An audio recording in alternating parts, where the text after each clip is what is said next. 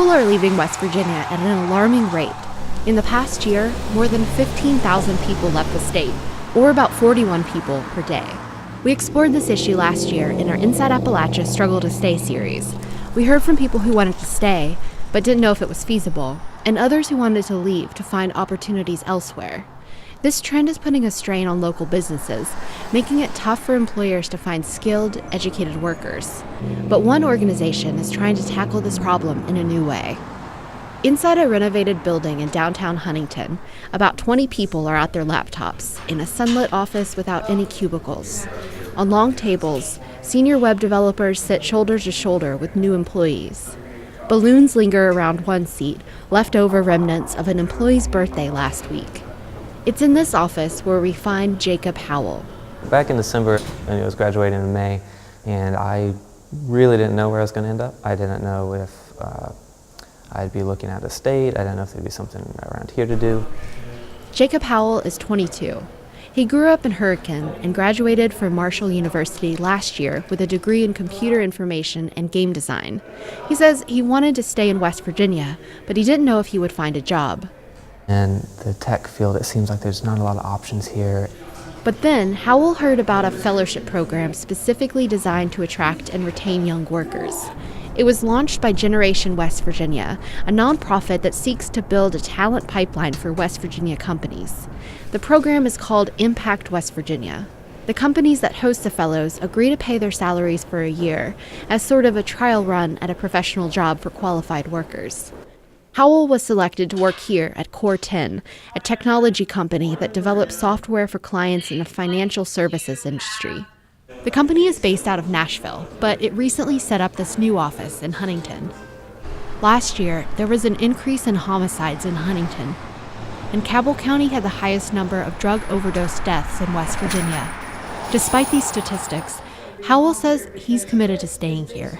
If you just run from those problems, if you just turn to easier places or turn to places that you think don't have problems when most places do have similar issues, it's just going to become a cycle and more people are going to leave and those problems will just get worse.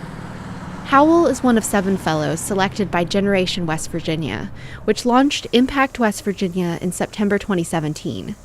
Natalie Roper is the nonprofit's executive director.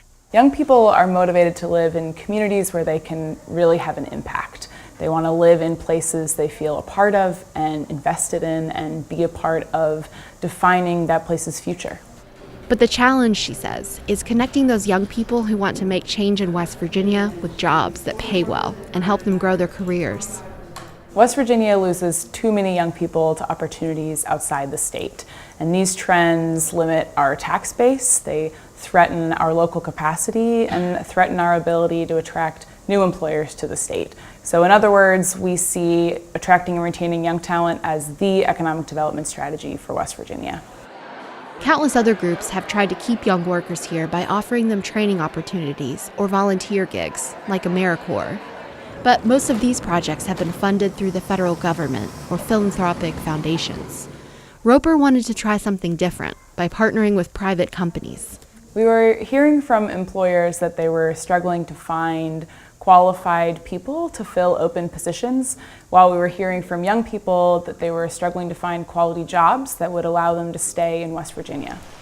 One of Impact West Virginia's partners is Downstream Strategies, an environmental consulting company based in Morgantown.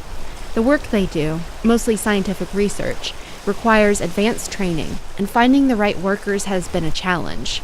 Mark Glass is one of the company's owners. Yeah, I think we haven't had a hard time necessarily recruiting people from outside the state, but I do think we've had some challenges with retention, with getting people to stay here.